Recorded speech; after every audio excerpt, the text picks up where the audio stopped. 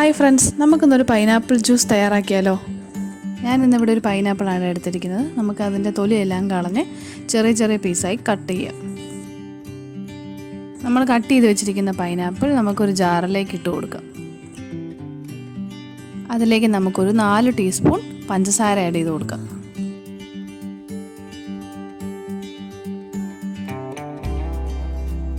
അതിലേക്ക് നമുക്ക് ഒരു വലിയ ഗ്ലാസ് വെള്ളം ഒഴിച്ചു കൊടുക്കാം. ഇഞ്ചിയുടെ ഫ്ലേവർ ഇഷ്ടമുള്ളവർക്ക് ഒരു ചെറിയ പീസ് ഇഞ്ചി ഇട്ട് അടിച്ചെടുക്കാം. ഇവിടെ ഞാൻ ഇഞ്ചി ഇടുന്നില്ല. പൈനാപ്പിൾ ഇവിടെ അടിച്ചെടുത്തിട്ടുണ്ട്. നമുക്കിനി ഇതൊന്ന് അരിച്ചെടുക്കാം.